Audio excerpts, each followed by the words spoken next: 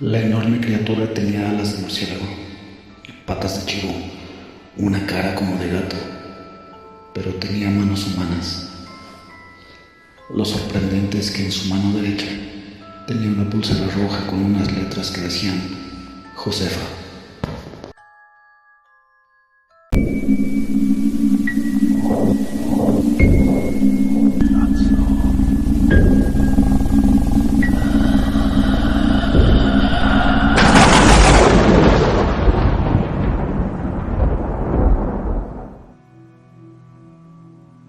A todos nos cuesta volver a confiar en otra persona después de perder un gran amor. Sin embargo, siempre guardamos la esperanza de que alguien nuevo nos llene el vacío y cure nuestro corazón herido. Después de 10 años de una hermosa relación, perdí el gran amor de mi vida. Él era un hombre admirable, feliz y lleno de vida, pero un fatal accidente lo arrebató de mi lado, dejándome en una gran tristeza, la cual solo mis pequeñas hijas aliviaban en parte. Junto con mis hijas me dejó nuestro pequeño gran negocio, una cafetería, la cual sirvió para distraer mi mente de los recuerdos que me llenaban la melancolía. Fueron 7 años los cuales dediqué a mis hijas y al negocio, sin pensar siquiera en conocer a un nuevo hombre. En realidad pensaba que nadie sería digno de ocupar el lugar de mi marido. No obstante, en mi interior sabía que necesitaba volver a sentirme mujer, amada y protegida por un nuevo amor. A la cafetería llegaban muchos hombres intentando conquistarme, pero a mí ninguno me llamaba la atención, hasta el momento en que conocí a Edgardo. Él era un hombre tímido, de tierna mirada, de trato muy amable. Poco a poco fuimos entablando una amistad, de la cual nació un cariño que me llevaba cada día a esperar un encuentro con él. Él me hablaba a diario de su madre, de su muerte y de la falta que le hacía en su vida. Después que la perdió se sentía un tanto perdido en la vida. Esa devoción con la que hablaba de su madre me llevó a creer que era una buena persona. Un hombre que hablara con tanto amor de su madre era digno de todo mi respeto y admiración. Así fuimos siendo más cercanos. Ya nos veíamos todos los días, hasta que logramos formalizar una relación. Él era amoroso conmigo y con mis hijas, algo que cautivó mi corazón, y al poco tiempo nos fuimos a vivir juntos a la casa que había heredado de su madre. Al llegar a su casa me sentí feliz. Solo me perturbaba el hecho de que las cenizas de su madre estuvieran en nuestra habitación, en una especie de altar, con una gran fotografía frente a nuestra cama, desde la cual sentía que nos miraba de manera desafiante. En varias ocasiones le pedí que cambiara su altar de habitación. Sin embargo, para él no era opción. Se sentía ofendido si tocaba el tema. Debido a esto ya no insistí, a pesar que no podía dormir y menos tener intimidad con él, algo que a él parecía no importarle. El tiempo pasaba y cada vez me sentía peor. Comencé a enfermar y a sentirme paranoica. Cada noche sentía un olor putrefacto en la habitación. Además, mi gato no se atrevía a entrar a la habitación. Era como si el lugar estuviera maldito para él, por lo que un día salió de la casa para nunca más volver. Mis hijas extrañaban a su gatito, pero después de buscarlo tanto, jamás logramos encontrarlo. Luego de la pérdida de nuestro gato, comenzaron los problemas en la cafetería. Debido a una intoxicación de un cliente, me llegó una demanda por la cual debía endeudarme. Tuve que solicitar un crédito para pagar lo que me pedía aquel cliente. Ya en un tiempo se me hizo imposible mantenerla, ya que se corrió la voz de la demanda y poco a poco fui perdiendo mis clientes, por lo cual tuve que cerrar. Ya a esas alturas me sentía totalmente devastada. Edgardo me apoyaba y me decía que no me preocupara, que él era mi esposo y se haría cargo de mí y de mis hijas, que no era necesario que trabajara. Eso a mí no me convencía, ya que yo estaba acostumbrada a mantenerme sola y a mis hijas, y no quería que fuéramos una carga para nadie, por lo que le agradecí la ayuda, pero aún así seguí buscando trabajo. Sin embargo, entre tanta búsqueda, me fui desmotivando y sintiendo mal, incluso físicamente. Al ir al médico y hacerme unos análisis, Los resultados fueron poco menos que alentadores. Cáncer. Yo no podía entender cómo era posible que en tan poco tiempo me sucedieran tantas cosas malas. Era como si toda mi vida se derrumbara. Solo me quedaba seguir luchando hasta donde pudiera por mis hijas, las cuales habían cambiado completamente su actitud hacia mí. Ya no quería que me acercara a ellas y solo me pedían que nos fuéramos de esa casa. Me decían que mi suegra se les presentaba en la noche en su habitación y les decía que debían irse de ahí. Yo les decía que solo era su gestión, que la señora estaba muerta y que estaba descansando en paz. En realidad me costaba creer en esas cosas. Además, Edgardo se portaba bien con nosotras. Era un buen hombre. Solo tenía un problema: la exagerada devoción por la memoria de su madre. Recuerdo que en varias ocasiones me desperté en la madrugada debido a las oraciones entre llanto que Edgardo le dedicaba a su madre. Sobre todo en las noches en que teníamos intimidad, era como si se sintiera culpable por estar conmigo e intentaba aliviar su culpa pidiéndole perdón por sentir placer. Era una situación enfermiza, lo tenía claro, pero no podía dejarlo, ya que cuando le decía que quería regresar a mi casa, él lloraba y me decía que mejoraría. Incluso propuso tomar una terapia para dejarla ir, propuesta que yo acepté, debido a que mi cáncer estaba avanzando rápidamente y él me cuidaba amablemente sin exigirme nada más que mi compañía y amor. Al avanzar en la terapia, fui mejorando. Él también. Incluso aceptó sacar las cenizas de su madre de nuestra habitación.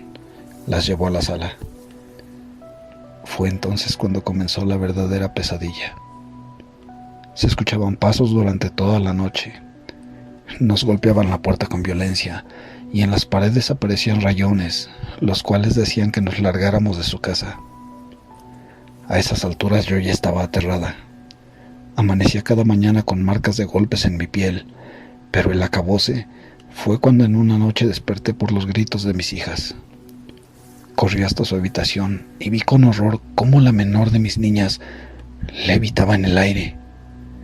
No entendía qué sucedía, pero al mirar su reflejo en el espejo, vi cómo mi suegra la tenía en el aire para luego arrojarla contra la pared. No lo pensé dos veces y tomando a mis hijas me fui de esa casa para nunca más volver.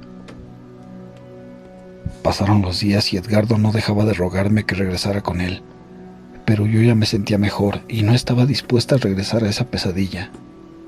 Por lo demás, al salir de esa casa, milagrosamente mi cáncer había desaparecido e incluso logré recuperar mi cafetería, ya que mi hermana me hizo una propuesta y nos hicimos socias para emprender nuevamente aquel negocio. Ya todo estaba en calma y de Edgardo ya no había vuelto a saber, hasta una tarde en que una mujer llegó a mi cafetería para dejarme una carta. Era la hermana de Edgardo. Me contó que había acabado con su vida. Sin embargo, me había dejado una carta en donde me pedía perdón por haberme llevado a su casa, que él realmente se había enamorado de mí y que entendía mi abandono, ya que sabía que estaba muy dañado por todo el mal que su madre le había causado. Yo no entendía bien en ese momento a qué se refería, pero su hermana me aclaró toda la situación. Mi madre era una mujer normal, pero después de la muerte de mi padre, vio a mi hermano como si fuera su marido.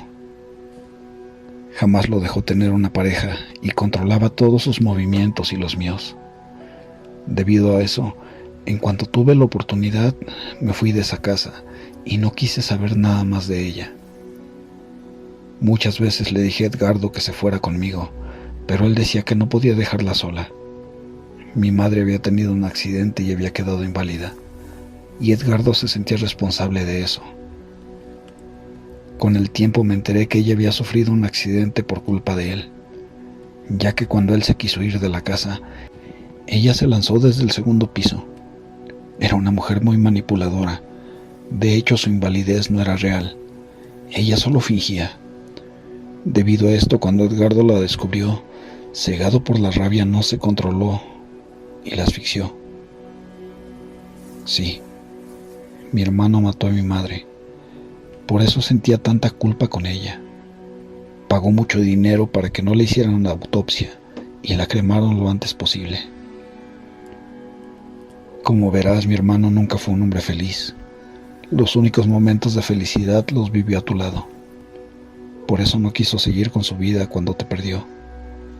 Pero así como él, yo también entiendo que lo hayas dejado, ya que tanto él como yo comprendemos que mi madre jamás lo dejaría ser feliz, ni viva, ni muerta. Ahora espero que aceptes la herencia de mi hermano.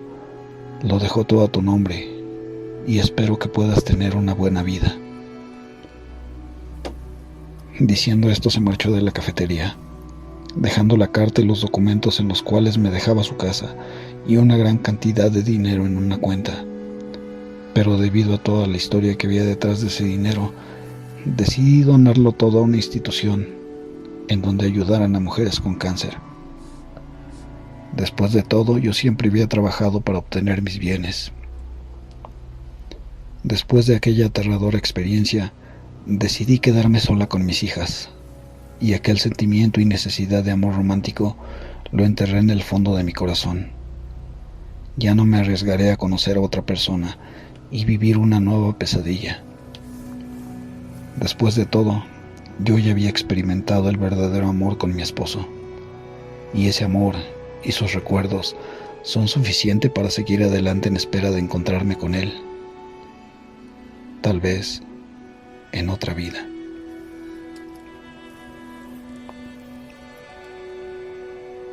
Hola Hugo, espero que les guste mi historia.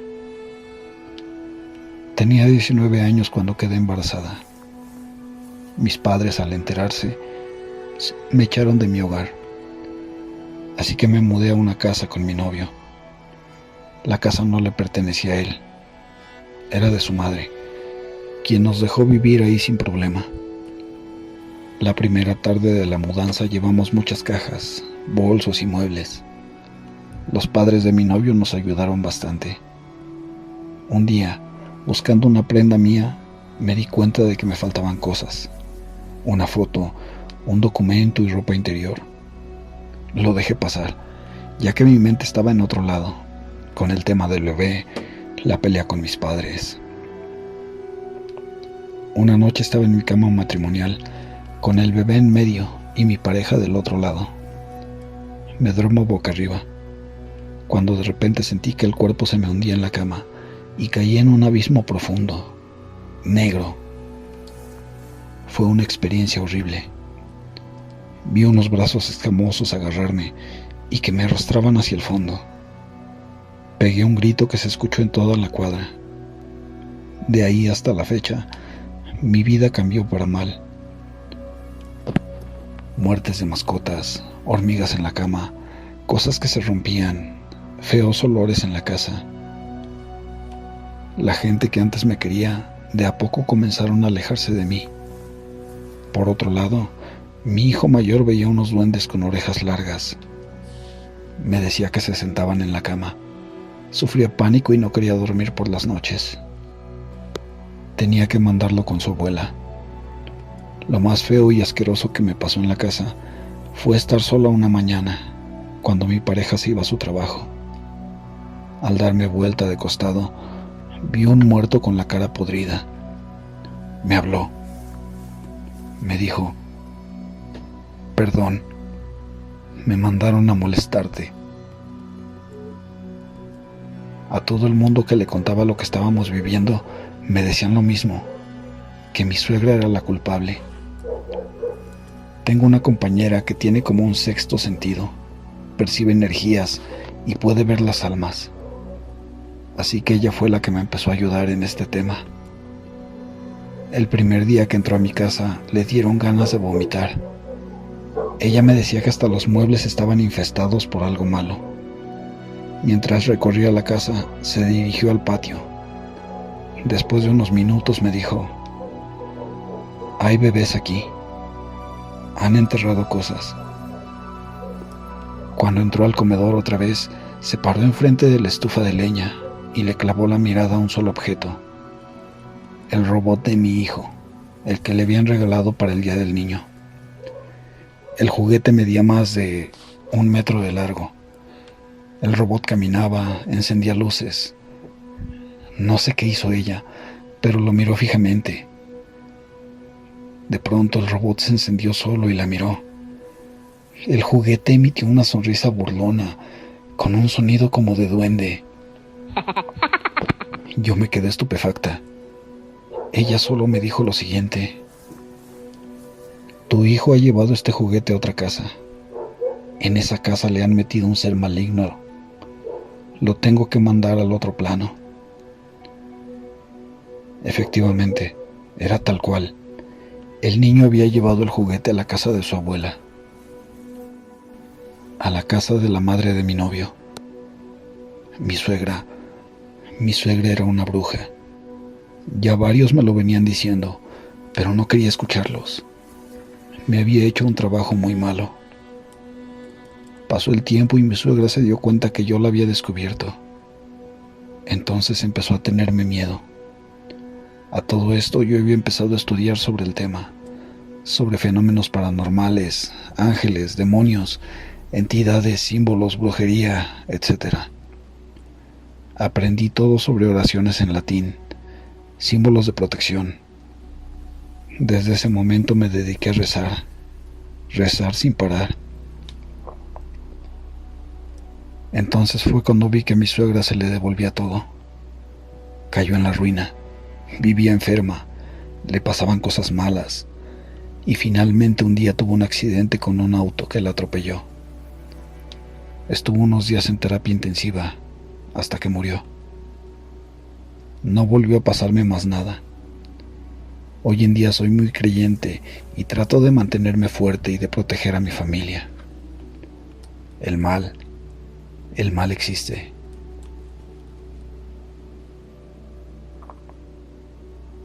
Al inicio de los 90 empezaba a formarse nuestro barrio.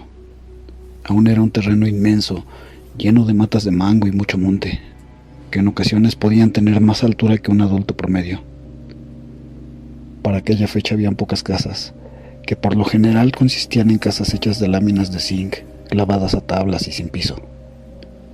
En el barrio naciente solo había 6 niños, de los cuales éramos mis 2 hermanos, mi hermana Josefa, mi hermano José y yo, junto con los 2 hijos de la señora Aide y un niño que vivía en una casa un poco lejana. Las cosas transcurrían normalmente, pero cierto día todo cambiaría. El barrio por fin tendría sus primeras conexiones eléctricas, así que al fin podríamos tener cosas como televisores, radios, entre muchas cosas que nos traería la electricidad. Pero junto con el progreso llegó lo impensable. Las gallinas en el barrio amanecieron todas muertas.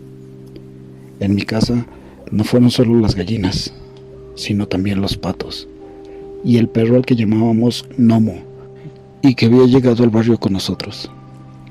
Nadie sabía qué pasaba, pero sabíamos que era una bruja que había en el barrio.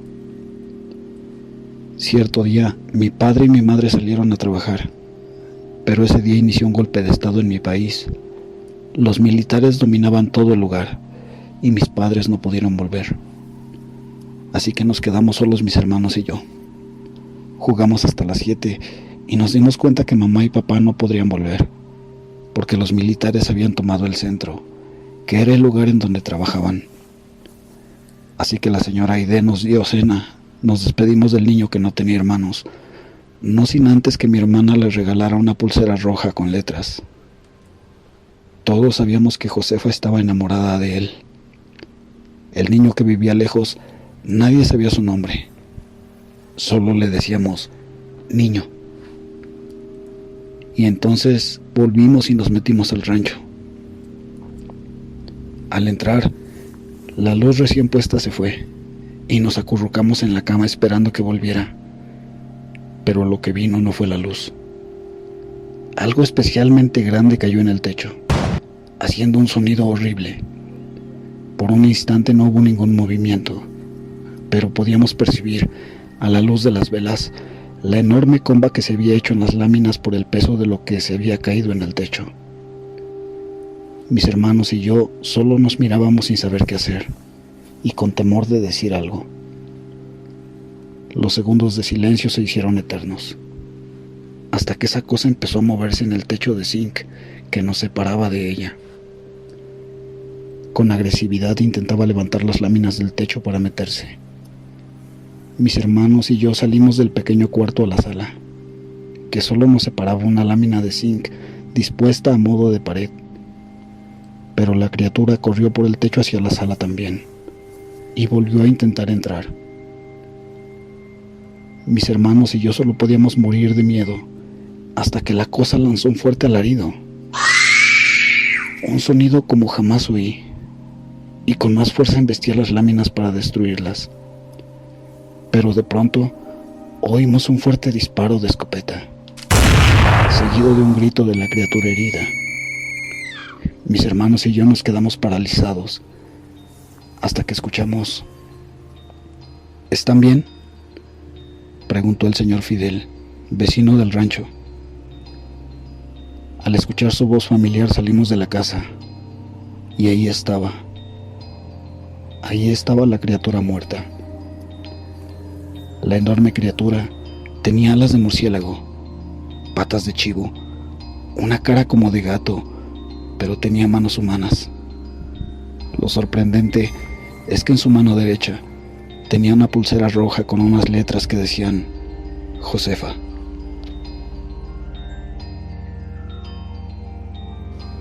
Buenas noches, amigos de Pueblos y Leyendas.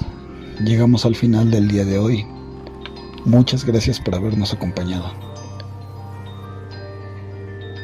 Antes de despedirme, apaguen la luz, revisen debajo de la cama. Y ahora sí, no olviden cerrar la puerta.